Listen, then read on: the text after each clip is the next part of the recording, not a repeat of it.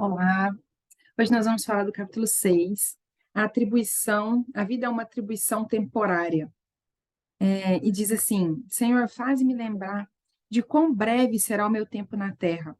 Faz-me lembrar de que os meus dias estão contados e que a minha vida é efêmera. Isso está no Salmo 39:4. E diz assim também: Viverei poucos anos aqui na terra. Salmo 119:19. E ele começa dizendo: a vida terrena é uma atribuição temporária.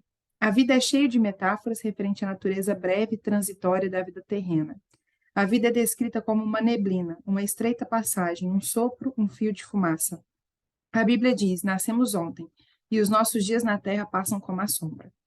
Para aproveitar a vida da melhor maneira possível, você não pode se esquecer de duas verdades. A primeira, em comparação com a eternidade, a vida terrena é extremamente breve.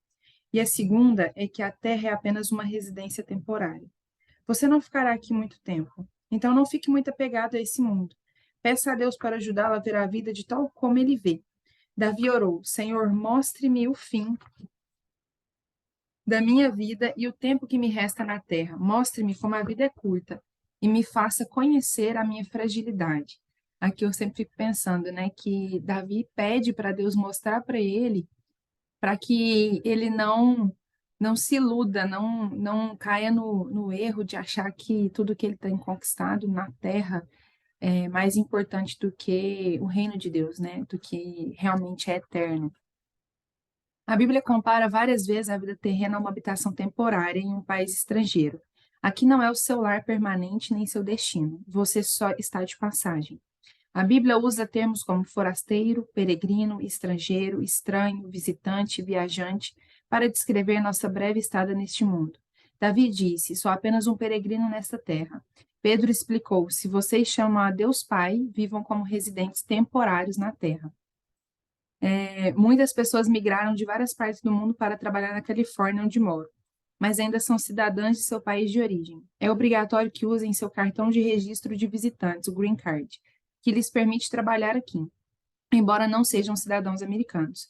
Os cristãos devem carregar o seu Green Card espiritual para lembrar que sua cidadania é do céu. Deus quer que seus filhos vejam a vida de modo diferente de como veem os não cristãos, pois estes pensam apenas nas coisas terrenas. Mas nós não somos cidadãos do céu, onde vive o nosso Senhor Jesus Cristo. Os verdadeiros fiéis compreendem que há muito mais para viver além dos poucos anos que passamos aqui. E isso conduz a nossa vida, né? Se a gente vive a vida como se a gente fosse morrer amanhã, né? E que não existe um Deus que vai nos julgar, que vai validar todas as nossas ações, né? A gente não precisa se preocupar com nada nem com ninguém, né? A gente é egoísta e vive a vida do jeito que a gente quiser. Mas essa não é a realidade do cristão. O cristão, ele sabe: opa, eu não sou daqui, então eu não posso ter esse mesmo tipo de comportamento. Tem uma passagem na Bíblia que eu gosto muito que fala assim: sem santidade ninguém verá a Deus. E muita gente acha que, eu aceitei Jesus, então eu posso continuar fazendo tudo o que eu fazia antes e não tem problema, porque Jesus me entende, Jesus me conhece, Jesus sabe meu coração, então ele me perdoa. Não caiam nessa meia mentira de Satanás. Sem santidade ninguém verá a Deus. Então não adianta você da boca para fora dizer que aceita Jesus se você não renova a sua mente de acordo com os padrões de Cristo, de acordo com os padrões celestiais. Então você precisa sim mudar. Isabela, então eu tenho que parar de beber, eu tenho que parar de falar palavrão, eu tenho que parar de usar roupa curta. Eu não estou aqui para poder pôr régua e julgo em cima de ninguém. Então, a melhor coisa, acho que a frase que meu pai falava que ela ilustra bem isso é: preocupe-se em ficar perto de Deus. Porque quanto mais tempo você passa na presença de Deus, o próprio Deus vai te dizer o que está errado no seu comportamento, o que está errado nas suas atitudes, que Ele quer que você mude. E o Espírito Santo vai conduzindo essa obra em você. E pais, líderes, isso é muito importante, porque vocês são espelhos, né? Nós somos espelhos.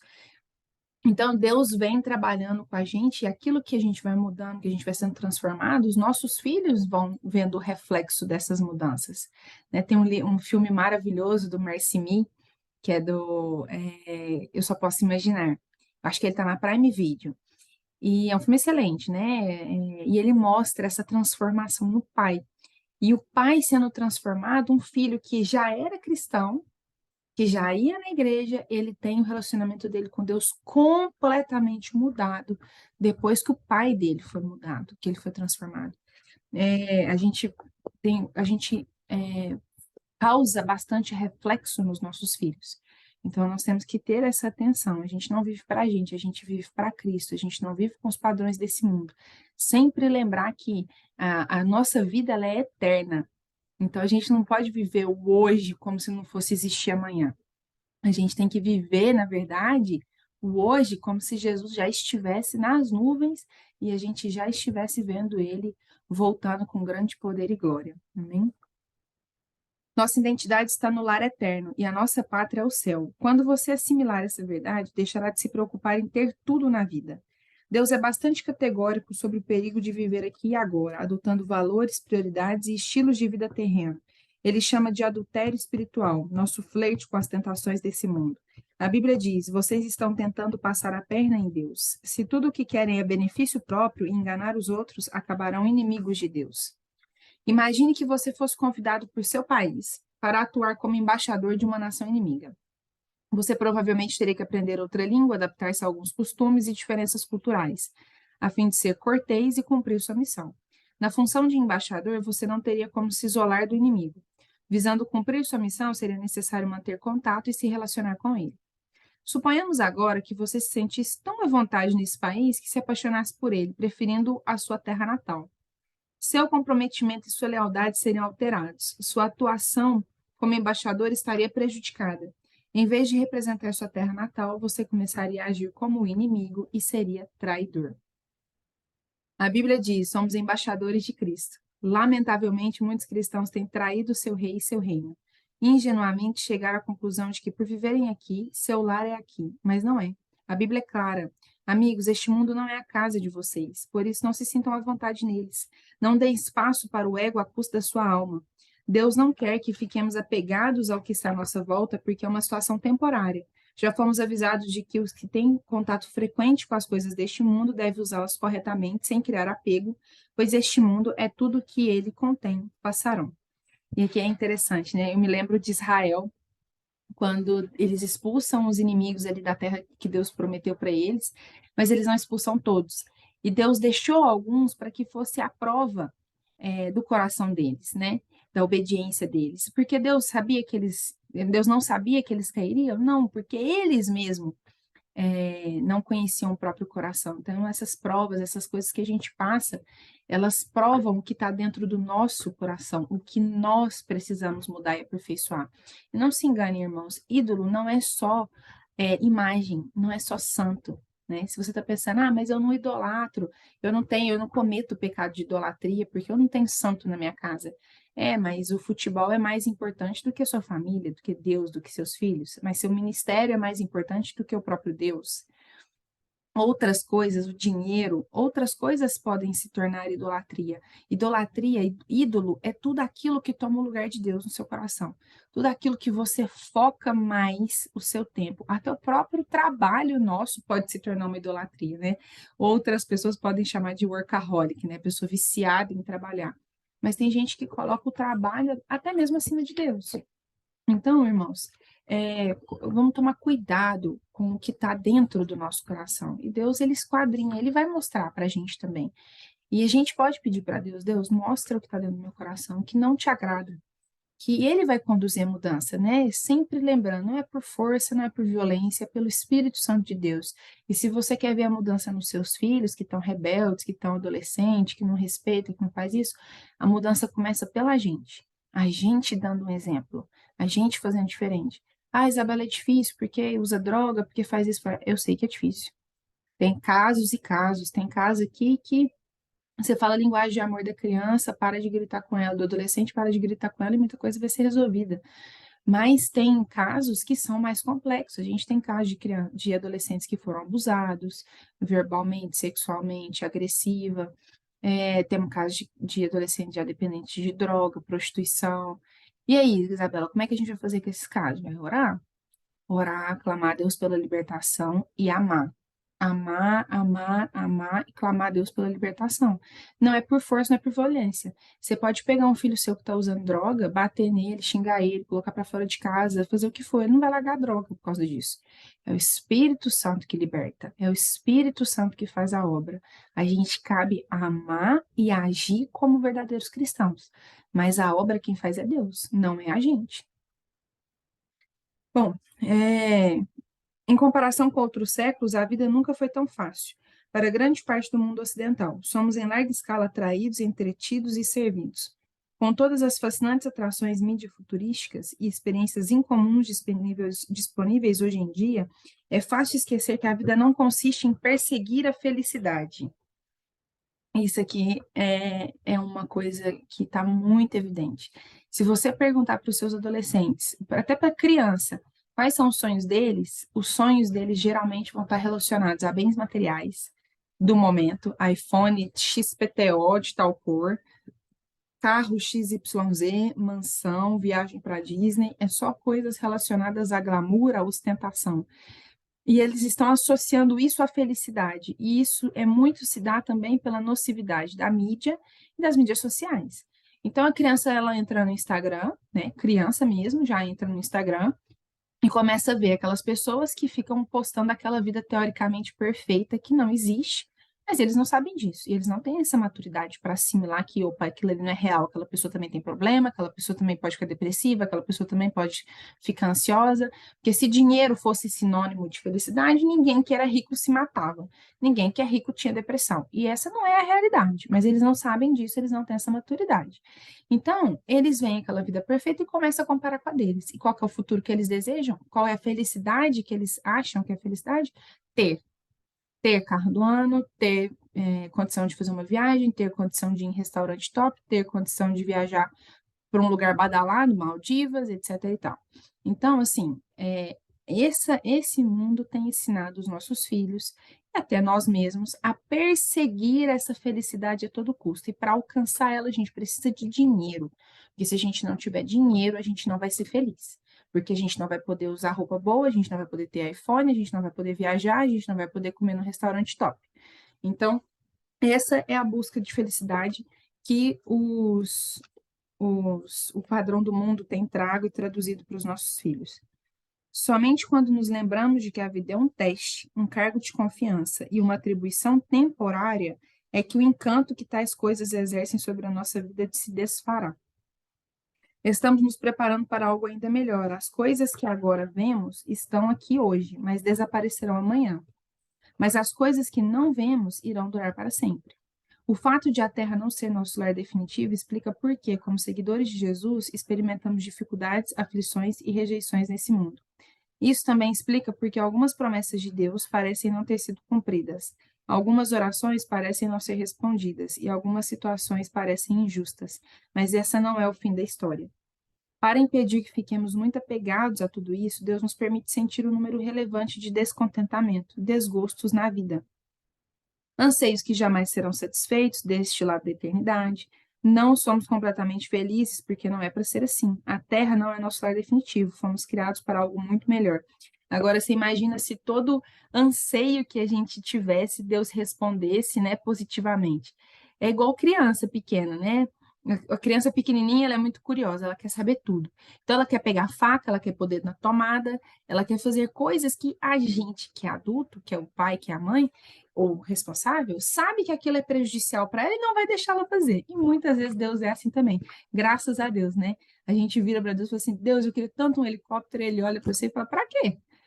Para você desenvolver essa raiz de soberba que está aí no seu coração, de arrogância? Para você começar a humilhar as pessoas que estão do seu lado, né? A quem muito foi dado, muito será cobrado, né, irmãos? Então, assim, às vezes Deus não responde às nossas orações porque elas não são positivas, né? Também tem aquela passagem, né?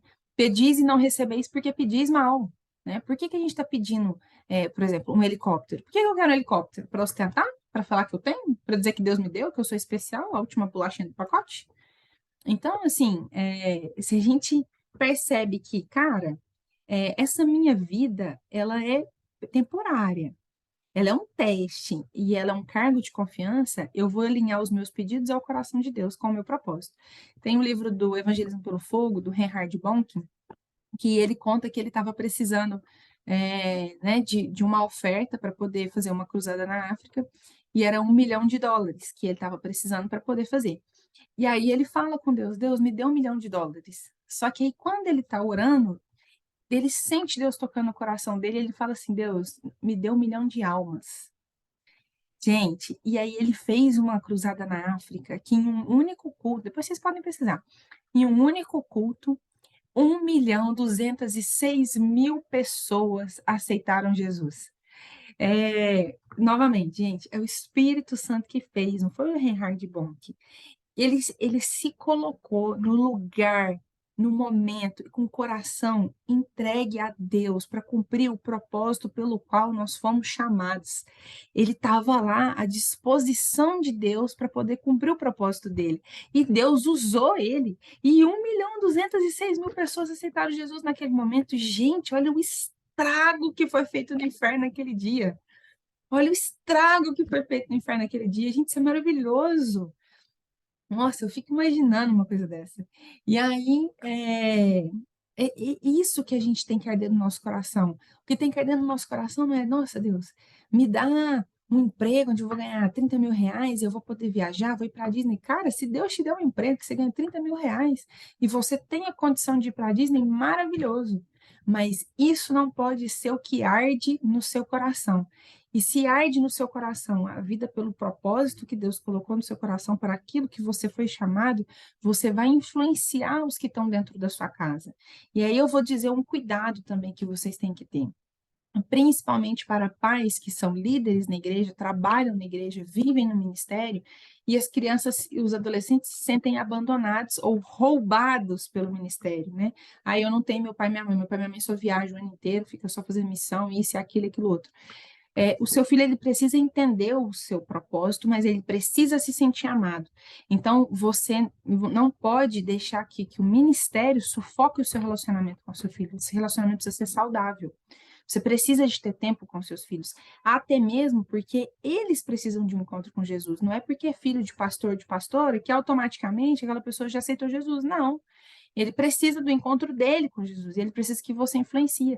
E se você é líder na igreja, você tem um comportamento na igreja e um comportamento em casa, o seu filho, ele vai olhar e falar assim, que Deus é esse, que religião é essa, que comportamento é esse? Não, tá errado. Na igreja sorrisinho para todo mundo e aqui em casa me esculacha. Aí eles vão questionar, é natural, gente, é a fase dos 2 anos, a fase da adolescência, eles querem independência, eles querem autonomia e eles vão questionar porque eles precisam entender o que está acontecendo. E se você recebe um questionamento do seu filho, você devolve com porque sim, porque eu mandei, você vai perder seu filho, você vai perder o relacionamento com ele. Isso não é resposta que você dá para um adolescente, porque ele vai olhar para você e tá achando que eu sou criança. O seu filho tem capacidade de entender, você precisa explicar para ele. Então, ele precisa entender a importância desse ministério. Ele precisa entender, inclua ele. Inclua ele. Se a palavra, se use a linguagem de amor, use o tempo de qualidade para incluir ele no ministério. Ah, Isabela, mas como assim? Você vai fazer uma palavra? Você é pastor? Chama seu filho. Queria te mostrar a palavra que eu estou preparando. Você me ajuda? O que que você achou? Ficou claro? Você acha que as pessoas vão conseguir entender? Inclui ele no ministério. Você vai fazer uma viagem missionária, seu filho tem condição de ir, ele já tem idade para ir, explica, convida ele para ir, não obriga. Ele é um adolescente. Convida ele para ir. Olha, eu gostaria muito que você fosse comigo, vai ser um momento legal, você vai poder entender o que que a gente faz. Inclua ele. Né? E da mesma coisa nas atividades da igreja. Quanto mais adolescente, ele quer ser autônomo, ele quer ser independente. Dê atribuições para ele, mostre que você confia nele, dê coisas para ele fazer. Não estou falando para você pegar seu filho adolescente e deixar ele como líder de alguma coisa, mas, né, a menos que ele já tenha essa maturidade. Mas inclua ele para servir, cara. Eu vou precisar de fazer um acampamento aqui da igreja e a gente queria uma pessoa para organizar os jogos, né? Se for um menino, por exemplo, de futebol, os times, você me ajuda a organizar? Inclua ele no ministério, para ele não se sentir deixado de lado. Explique para ele por que o ministério é importante. E Fale a linguagem de amor dos seus filhos em casa. Tenha tempo de qualidade com seus filhos. Você pode ser um missionário que viaja o ano inteiro, mas quando você está em casa, esteja com os seus filhos, esteja com o seu marido, com a sua esposa. Não é chegar em casa, nossa, estou cansado, estou exausto, vou deitar e dormir. Não, tenha tempo de qualidade com eles. Mostra para eles que o ministério não roubou ele de você, né, eles de você. Ou você, eles, como é que é? Isso mesmo, vocês entenderam. Vamos voltar. É, bom, o fato de não ser definitivo explica que, como seguidores de Cristo, experimentamos. Eu já li essa parte, né? Isso. Um peixe nunca seria feliz vivendo em terra, porque foi feito para viver na água. Uma águia jamais estaria contente se não lhe fosse permitido voar. Você nunca se sentirá plenamente satisfeito aqui, porque você foi feito para algo mais. Você terá momentos felizes por aqui, mas nada comparado ao que Deus tem planejado para você. A concepção de que a vida na Terra é apenas uma atribuição temporária irá alterar completamente seus valores, valores eternos, não temporários, e se tornarão fatores determinantes das suas decisões. Assim, comenta C.S. Lewis, tudo que não é eterno é eternamente inútil. A Bíblia diz: assim fixamos os olhos não naquilo que se vê, mas no que não se vê. Pois o que se vê é transitório, mas o que não se vê é eterno. É um erro fatal presumir que a meta de Deus para sua vida é a prosperidade material ou fama, como define o mundo. A vida em abundância não equivale à abundância material e a fidelidade de Deus não garante sucesso na carreira, nem mesmo no ministério. Jamais concentre seus esforços em satisfações temporárias. E aqui, gente, também pode ter a ver com o seu propósito. Às vezes, igual José. José tinha um propósito de governar sobre os irmãos, governar sobre todos, né? Mas antes disso, ele apanhou muito na vida e isso provou o caráter dele, fez com que ele evoluísse espiritualmente, fez com que ele dependesse totalmente de Deus.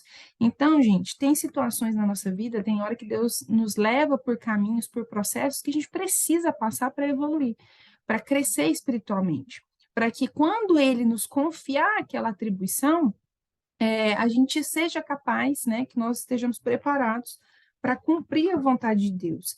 E uma coisa também que eu acho que é legal da gente dizer Deus colocou no meu coração de eu ser missionário na África. Maravilhoso, ótimo. Enquanto você não está na África, prega para o seu vizinho, prega para sua mãe, para o seu pai, para os seus irmãos, dentro da igreja local que você está inserido, tá? Não fiquem pensando assim, meu propósito é tocar no louvor. E enquanto você não toca no louvor, você também não abre porta, não varre chão, não ajuda na. Gente, quem é fiel no pouco será colocado sobre o muito. Quem não é fiel no pouco, não vai ser fiel no muito. Então, não fique esperando ministérios gigantes e glamourosos para começar a servir a Deus. Comece a servir a Deus no pouco. E à medida que for sendo necessário, ele vai te colocando sobre o muito. Né? José não começou como governador, ele foi vendido como escravo. Paulo foi fiel e mesmo assim acabou na prisão. João Batista foi fiel, mas foi decapitado.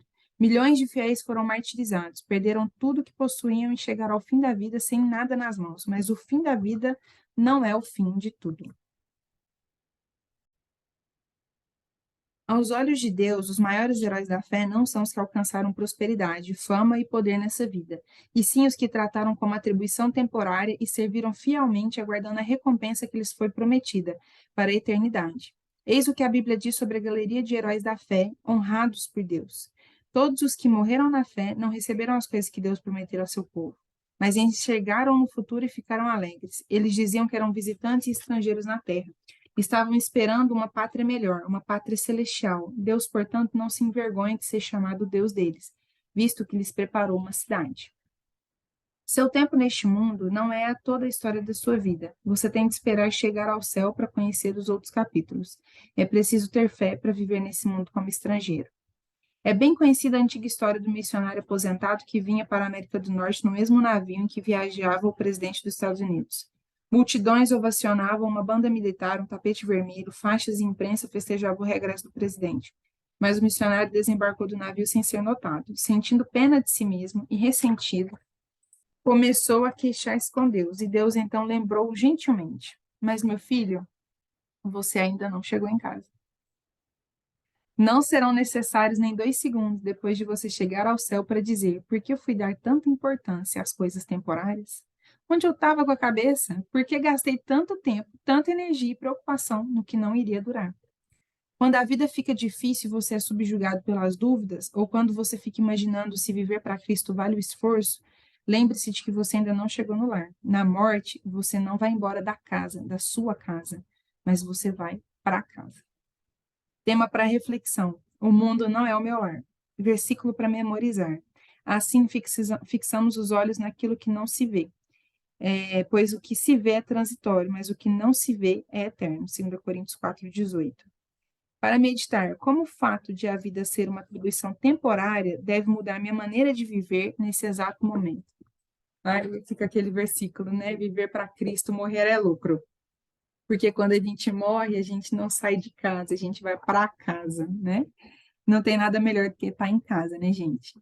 Então, vamos viver com esse pensamento de que isso aqui é temporário. Isso aqui é temporário. Viver para Cristo. Morrer é lucro. A hora que o Senhor nos chamar, seremos chamados para a glória. E tudo terá muito mais valor do que qualquer iPhone, carro do ano, mansão e viagem para Maldivas. Vão parecer coisas assim, tão ridículas, insignificantes, que não vale a gente perder tempo se preocupando com elas.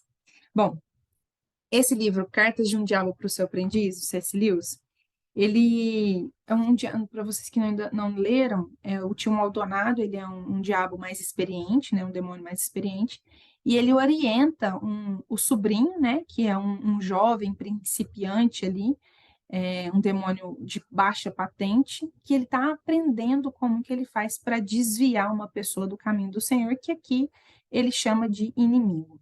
Né? Deus é o inimigo aqui, de acordo com o que ele está dizendo, porque ele é o diabo.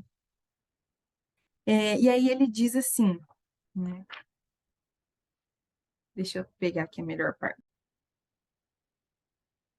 Eu vou ler um pedacinho de uma das cartas que diz assim: a verdade é que o inimigo, tendo estranhamente destinado esses animaizinhos medíocres a vida em seu próprio mundo eterno, resguardou-os de forma bastante eficaz do perigo de se sentirem em casa em qualquer outro lugar. Eis porque temos que muitas vezes desejar vida longa para os nossos pacientes. 70 anos nunca é demais para a difícil tarefa de desvencilhar suas almas dos céus e fazer com que fiquem firmemente atados à terra. Enquanto são jovens, eles parecem sempre nos escapar pela tangente.